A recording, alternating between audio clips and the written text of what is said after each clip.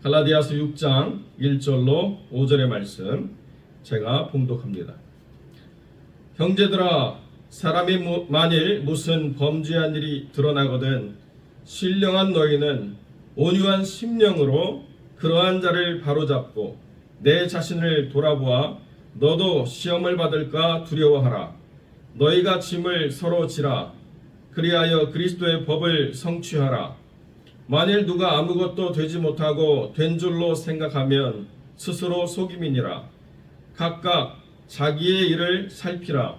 그리하면 자랑할 것이 자기에게만 있고 남에게는 있지 아니하리니 각각 자기의 짐을 질 것임이니라. 아멘. 오늘 본문의 말씀을 통해서 그리스도의 법을 성취하라 라는 제목으로 이 말씀을 함께 나누겠습니다.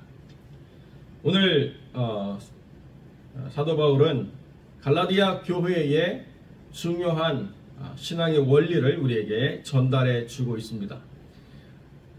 1장부터 5장까지 개념을 설명하기 위해서 많은 노력을 했다고 한다면 그 개념을 잘 이해한 성도들이 어떻게 교회 공동체를 이루고 어떻게 신앙을 함께 공유해 나갈 것인가 라고 이야기할 때 가장 먼저 중요한 것은 뭔가 문제가 있거나 뭔가 어떤 사람의 불법한 일이 드러났을 때 어떻게 그 사람을 교회 공동체가 대해야 될 것인가 라고 하는 것을 먼저 정의해 주고 있습니다. 사람의 범죄한 일이 드러나거든 너희는, 그냥 너희가 아니죠, 신령한 너희는 온유한 심령으로 그러한 자를 바로잡고 그리고 내 자신을 돌아보아 너도 시험 받을까 두려워하라 라는 이렇게 말씀으로 어떤 사람도 회복시킬 뿐만 아니라 스스로도 겸비해라 라고 하는 것으로 이 문제를 다루라고 이야기해 주고 있습니다. 우리가 신앙생활을 하다 보면 여러 가지 일들로 피곤하고 지치는 일들이 많이 있는데, 그런데 가장 우리를 힘들게 하는 게 뭐냐면 누군가의 잘못이 제대로 이렇게 고쳐지지가 않고 교회 전반으로 퍼져서 교회가 나눠져 가지고 옳고 그름에 대해서 치열해질 때가 굉장히 우리를 힘들게 할 때죠. 신령한 하나님의 사람들이 온유한 심령으로 뭔가 범죄한 일이 드러난 그 사람을 바로잡는 것은 너무나도 당연한 일입니다. 그런데 그 자그마한 어떤 오류들을 계속 간과하고 묻어주다 보면 이제는 어느 누구도 스스로 두려워하는 마음이 없는 그러한 교회로 변질될 수밖에 없다. 작은 어려움들부터 신령한 하나님의 사람들이 정죄하는 마음이 아니고 온유한 심령으로 계속 권면해서 자기 자리로 돌아가도록, 자기 역할에 충실하도록, 자기 믿음을 회복할 수 있도록 계속 이끌어 줄 때 그때 교회 공동체는 건강해질 수 있고, 그러니까 저 사람이 잘못됐다라고 하는 그 꼬리표를 계속 붙여서 그 사람을 힘들게 하는 게 아니고 스스로 자기를 돌아보아서 나도 그럴 수 있는 존재가 아닌가, 스스로를 경계하고 두려워하는 그런 삶으로 자기를 먼저 깊이 더 살펴봐야 된다는 것입니다. 그런데 잘못되어지는 경우가 뭐냐, 방관하거나 아니면 평생 붙여다닐 꼬리표를 붙이거나, 두 개가 다 서로를 힘들게 하고 어렵게 하는 거죠. 어느 한 사람의 허물이 있어서 그 사람이 그것을 인정하고 돌이켰다고 한다면 그것을 두 번 다시 말하고 두 번 다시 언급하지 않고 다 묻어주고 마치 그런 일이 없었던 것처럼 그리스도의 거룩한 사랑으로 서로 품어주고 하나 되는 일들이 있어야 되는데요, 계속 반복해서 그 사람의 허물을 이야기한다는 것은 그 사람을 교회 공동체 밖으로 내미는 것과 전혀 다른 것이 아니죠. 그러니까 우리가 생각해야 될 중요한 부분이 무엇입니까? 어떤 한 사람의 잘못을 정죄하자 이것이 아니고 교회 공동체가 가져야 될 기준에 민감해서 그 교회 공동체가 하나님의 법 안에 거룩한 가치를 하향 평준화시키지 않고 거룩한 가치를 계속 지향해서 정결함으로 나아가는 것을 끊임없이 유지하면, 그러면 서로가 서로 안에 무언가 부족함을 계속 개선해 나가려고 하는 그런 삶을 살아가게 된다는 것입니다. 여기서부터 출발하는 것이 교회라고 지금 1절부터 이야기해 주고 있는 것입니다.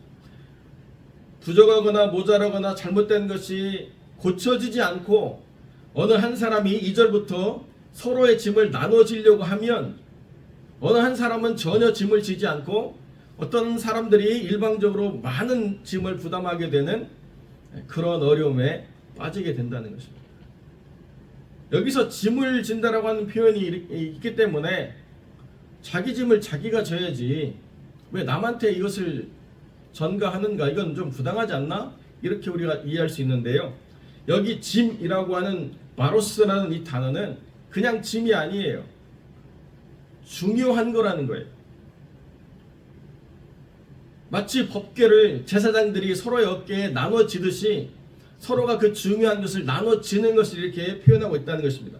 고린도후서 4장 17절을 보면 고린도후서 4장 17절에 지극히 크고 영원한 영광의 중한 것이라고 표현되어 있습니다. 그때 말하는 중한 것이 바로스, 이 중한 것에 해당하는 단어고 여기서는 짐이라고 표현되어 있다는 것입니다. 이것을 서로가 져야지 힘세다고 능력 있다고 어느 한 사람이 진다든지 아니면 서로가 다 지기 싫어가지고 소에 술에 달아가지고 끌고 간다든지 이게 다 합당하지 않다는 거예요.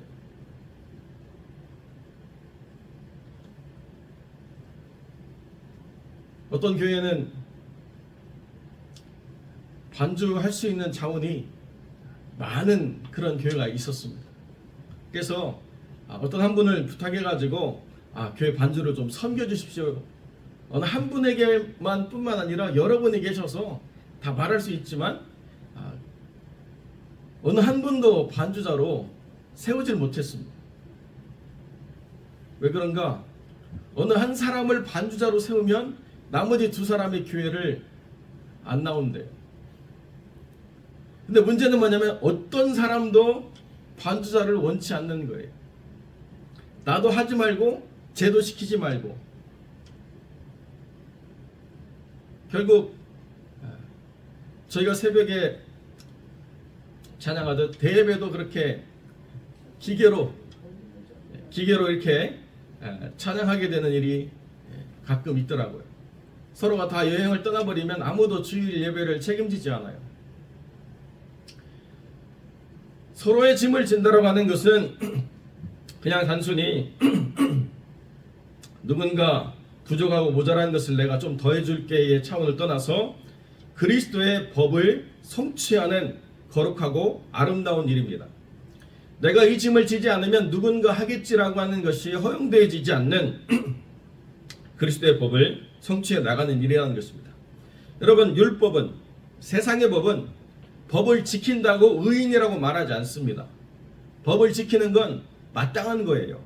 여러분들이 오늘 아침에 교회 오실 때 신호등에서 파란불이어야지 지나가고 빨간불이면 서는 거 너무 마땅하죠. 근데 그걸 지켰다고 누가 와가지고 상 주고 뭐 상품 주고 이런 거 하나도 없죠. 모든 법은 지키면 마땅한 거예요. 안 지키면 죄인이 되는 것입니다. 그러나 그리스도의 법은 어떤 것입니까? 지키면 하나님이 의롭다라고 말씀하신다는 거예요. 지키면 하나님이 복을 더해 주시겠다고 말씀하시는 것입니다. 지키면 지키는 사람들의 삶뿐만 아니라 그 가정과 자녀까지도 하나님의 복을 누릴 수 있다고 말하는 것이 그리스도의 법이라고 성경 우리에게 가르쳐 주고 있습니다. 그러니까 법을 성취한다는 것은 단순히 내가 해야 될 마땅한 일을 하는 것이 아니라 하나님 안에서 내가 복을 받는 비결이고 하나님 안에서 내 가정, 내 자녀가 풍성한 은혜를 살 수 있는 그런 삶의 자리를 선택하는 중요한 부분이라는 거죠. 그래서 성경은 우리에게 뭐라고 얘기하느냐? 내가 무언가 됐기 때문에 이제는 안 해도 돼 라고 하는 것은 합당치 않다는 거예요. 누가 아무것도 되지 못하고 된 줄로 생각하면 스스로 속이고 있는 것이다.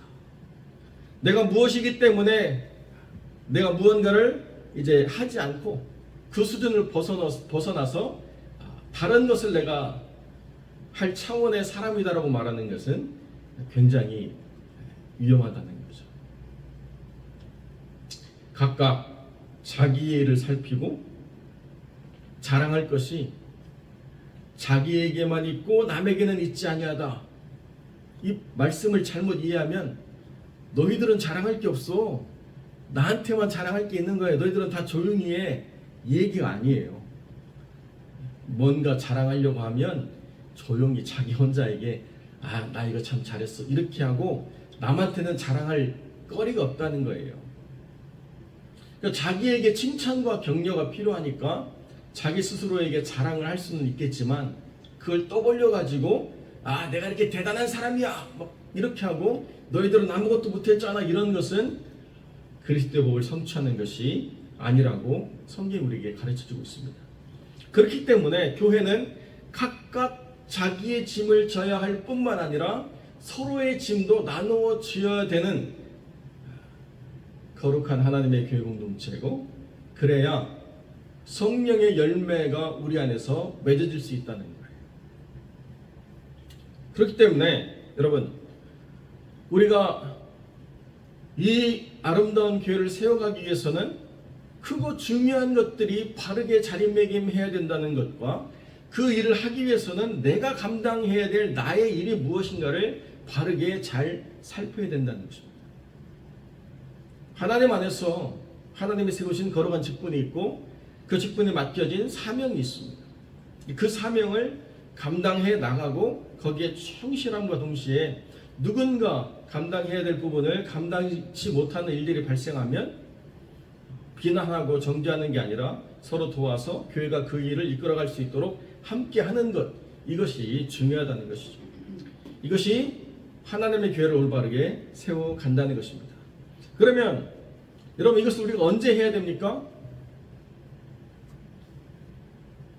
신앙의 성장은 시간이 걸리게 되어 있습니다.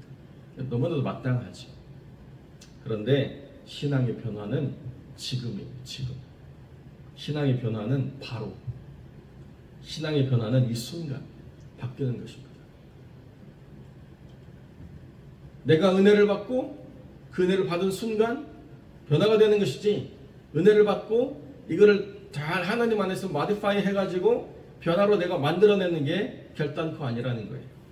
하나님 은혜를 주시면 그 은혜 속에서 내가 감동을 받았을 때 그 감동으로 변화를 해서 하나님이 원하시는 삶의 자리로 내가 딱 서느냐, 아니면 은혜를 받았는데 계속 그 은혜를 쌓아두고 땅에 묻어버리면 뭔가 나중에 뭐가 돼서 자라겠지 하느냐, 거기에 차이가 있다는 것입니다. 하나님이 우리 안에 도전의 말씀을 주시고 변화의 요구를 행하실 때에 내가 내 일을 잘 살피고 내 일을 잘 감당해야 되겠다.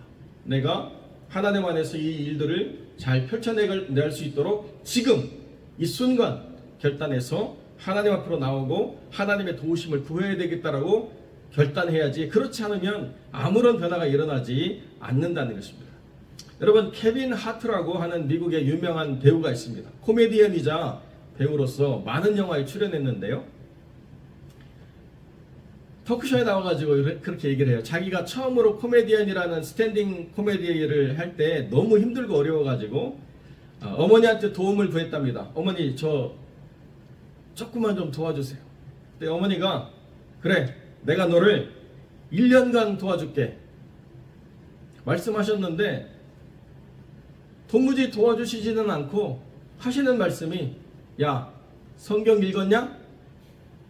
어머니, 저 성경 읽을 시간 없어요. 지금 렌트비 내야 되는데 돈 없으니까 돈 좀 주세요. 안 그러면 저 쫓겨나서 홈리스 돼요.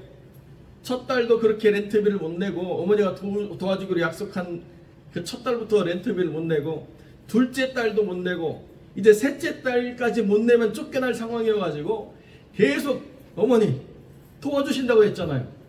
돈 좀 주세요. 어머니는 계속, 야, 너 성경 읽었냐? 막 고문인 거예요. 어머니, 기도 좀 그만하시고 돈 좀 주세요. 어머니, 성경 읽으라고 그만하시고 돈 좀 주세요. 결국에는 쫓겨났습니다. 그제야 어머니가 주신 성경책을 펼쳐봤습니다. 그랬더니 어머니가 매달별로 12개의 체크를 꺼내서 성경책에 꽂아놓은 거예요. 자기가 성경을 봤으면 어머니가 도와주기로 하신 약속이 거기 들어있는데 성경은 펼쳐보지 않고 하나님의 도우심만 그렇게 구하는 우리 인생처럼 어머니의 주신 성경책을 한 번도 살펴보지도 않고 그렇게 어머니 원망만 했다는 거죠. 자기가 전화를 했대요. 어머니가 성경책 안에 두신 이 돈 이제 받습니다. 잘 쓰겠습니다. 어머니 또 물어봤어요. 야, 그래서 성경은 읽었니? 아니요, 성경 안 읽었어요. 돈은 고마워요. 덮었대요. 사람들이 뭐 깔깔거리고 웃더라고요. 남 얘기니까 재밌고 남 얘기니까 웃기지만 사실은 우리의 처지와 비슷한 거예요. 하나님이 그 약속의 말씀에 하나님의 은혜를 두었기 때문에 그 말씀을 잡고 우리가 성취해 나가겠다고 우리가 우리의 삶을 딱 첫 장을 열어서 대면해 보면 하나님이 약속하신 축복이 그 안에 있다는 거예요. 그런데 그것을 계속 덮어두고 뭔가 떨어지기만을 바라는 것은 아무런 은혜를 누리지 못하는 어리석은 삶과 마찬가지라는 거죠. 이것을 짐이라고 생각하니까 부담스럽고 이것을 짐이라고 생각하니까 나 아닌 누가 지어주면 좋고 이것을 짐이라고 생각하니까 없으면 편한 거라고 생각하는데 크고 중요한 거예요. 크고 중요한 거기 때문에 내가 이걸 감당하는 게 은혜예요. 내가 이걸 할 수 있는 게 감사예요. 내가 이것을 누구한테 떠넘기지 않고 내 삶의 자리를 지켜서 기도의 자리로 나오고 섬김의 자리로 나오고 말씀 묵상의 자리로 나오고 말씀 선포의 자리에 함께해서 하나님 영광을 함께 누리고 이게 은혜의 자리에 참여하는 하나님의 놀라운 축복이라는 거예요. 어쩔 수가 없어서 상황이 그렇기 때문에 함께할 수 없는 자리도 있겠지만 그러나 그렇지 않고 내가 시간을 점점 늘리고 있다고 한다면 내가 시간을 늘려서 여유로울 때 하나님 앞에 나온다고 하는 이야기는 하나님 앞에서 아직도 은혜가 뭔지 하나님 앞에서 영광의 중요한 것이 뭔지를 깨닫지를 못하고 있는 삶이라는 것입니다. 사랑하는 성도 여러분, 이 아름다운 성전을 무엇으로 채워야 됩니까? 영혼으로 채워야 되죠. 이 아름다운 교회에 계속 새로운 영혼들이 들어오는 거 얼마나 기쁘고 즐거운 일입니까? 그런데 여러분이 영광의 중요한 것을 최고의 가치로 생각하지 않고 각각 자기 일을 지키지 않은 채 무언가 자기 밖에 다른 것으로 풍성해지는 것을 즐거워하면 여러분은 지금 굉장한 착각을 하고 계시다는 거예요. 먼저 된 자가 나중된다는 게 남 얘기가 아닐 수도 있다는 것입니다.